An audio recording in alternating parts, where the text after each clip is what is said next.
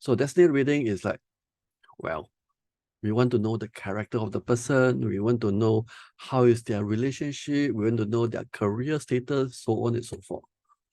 Assuming this is the time of their birth and date, and we use the same chart again for explanation. In real case, it would not be the same thing, but for explanation purposes, for easy references, for you to learn, I will just base on this chart to see. Okay, so for example, if you want to see the character of the person, over here, we're talking about this person. How do we see a character? We look at the day itself. This is the day. Look at the symbol over here. This is what we represent as a G. So we find where is the G in this particular box. There's one over here, box number 8.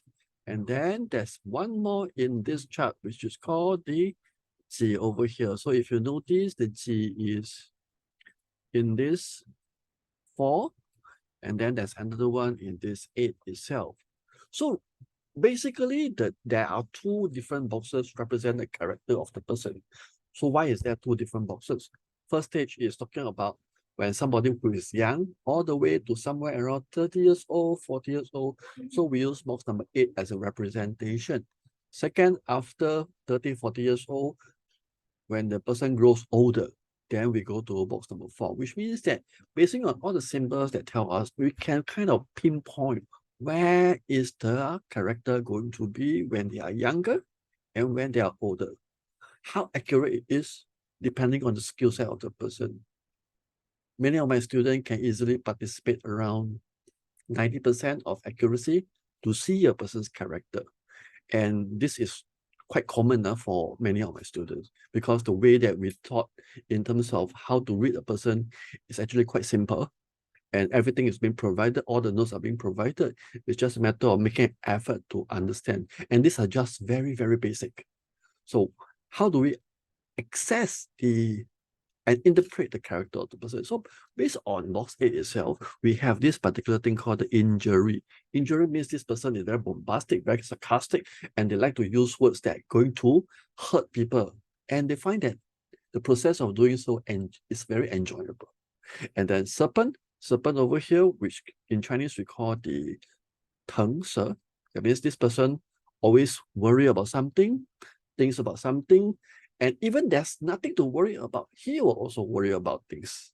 And then, of course, this doctor is talking about, it's not the literary Western doctor, we're talking about the character-wise. This a doctor character, somebody very intelligent, somebody very clever, but sometimes they have certain agenda, which means that whatever thing that they want to do, they have a purpose in mind. Because whatever things that they want to achieve, they have an agenda.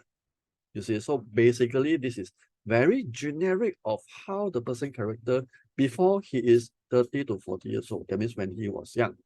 Then as we move further, we move on to box number 4.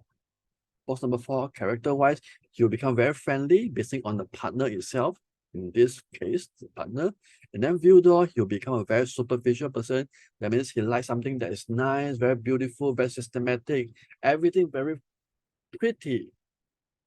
Branded goods, nice restaurants, all these, they will love it. But of course, as a diplomat person, he is somebody who is very hardworking. And being hardworking, it means that he may not have a lot of leadership. That means he listens to orders. So he will take orders from the boss, take orders from whoever on top of them. But is a very hardworking worker. And then at the same time, we have this particular small little animals over here. This is what we call a horse. Horse means that this person is not say being stable, but unstable, but in a way that this person has to be active. He likes to move around, or even he likes to travel around. So there could be a situation whereby he might migrate to overseas because of this horse. That means this horse already pre-printed in the chart itself to tell you that this person, when he grows older, he will move on to another country to live. Or alternatively, he'll be moving around in his job to get and make some living.